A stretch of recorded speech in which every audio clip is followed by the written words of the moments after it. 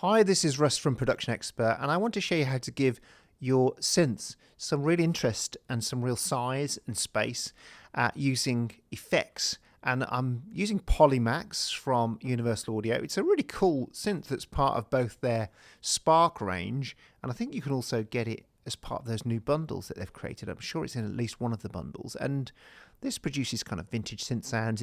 It's not, oddly enough, for Universal Audio, it's not the usual kind of, hey, this is a Juno 60. It's kind of, it's doing a far more kind of universal sense of vintage synth. So it's not a bad sound to start with, but what I'm going to do then is use Tai Chi from LiquidSonics.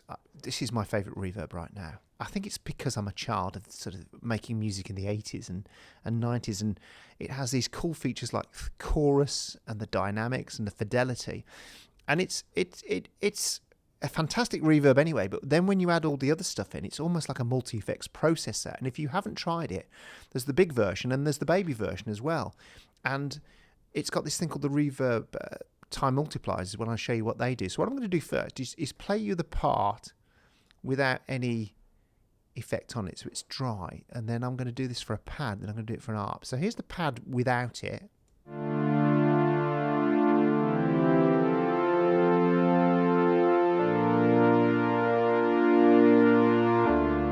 Now let me bring Tai Chi in.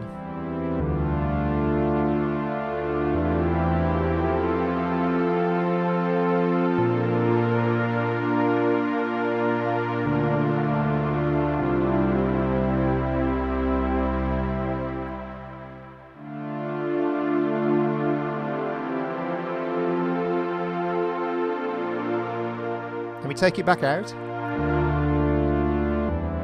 It's insane. Let me show you what's doing different things. So let me take the chorus out, and we'll take the chorus off, and we'll also turn off the multipliers as well. So this is it, just as effectively just as a reverb generally. It's not bad. Put the chorus in.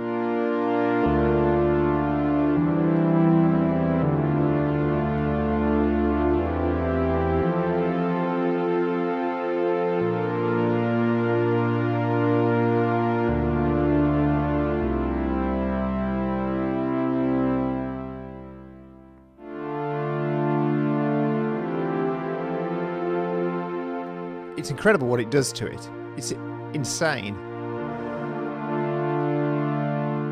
Let me then put in the multiplier now, so I'll play it again. And before I do that, to explain what it's doing, it's taking different bands. I'm using 4 bands, and it effectively does what it says. It multiplies it. So I'm saying we'll have a longer decay here, about the same here, a longer one there, and you can use them, and you can change the tonal character of the tail that's going on behind it. So let me turn it off and then back on.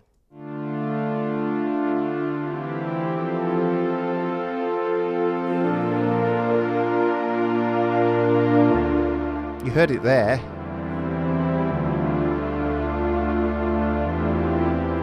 And I'll take them down to all be the same as...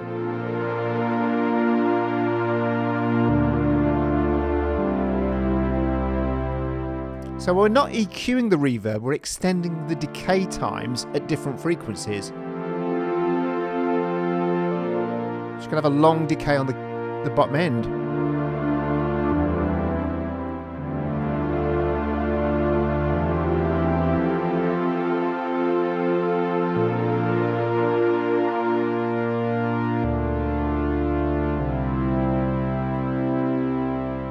One more time.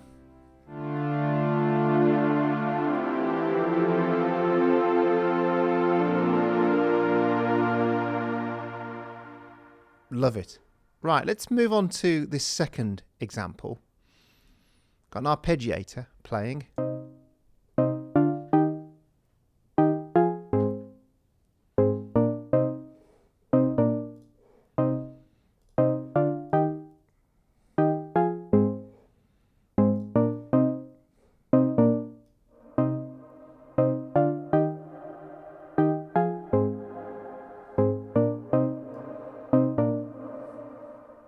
So what we're doing here, we're using the dynamics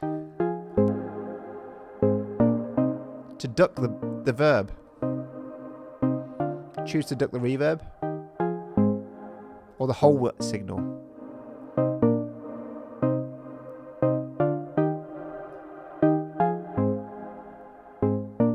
Before.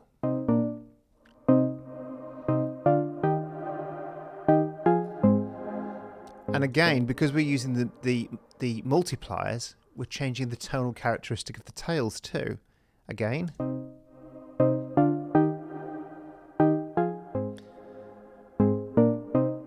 And the length of them.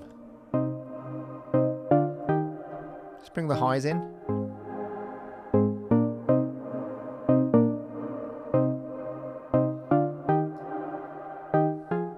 Get this lovely kind of rhythm of almost like a train.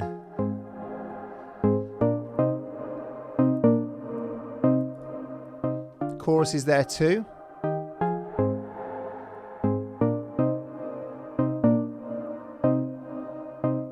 Push it in. You can hear as I push it up, it's resettling itself. Now the last thing you can do as well in this, we could do it anything you like, but we can then use the fidelity section where you can use a bit crush and stuff to really grunge up the... So here the input's coming in at 8K. That's full range, but I don't want that. And the output can get bit crushed down as well. Hear the noise? Of course you can type it in if you want.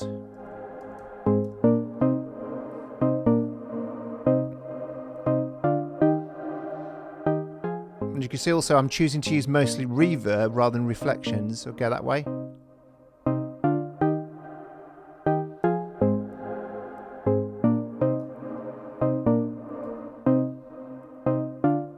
It's about right for me. Before.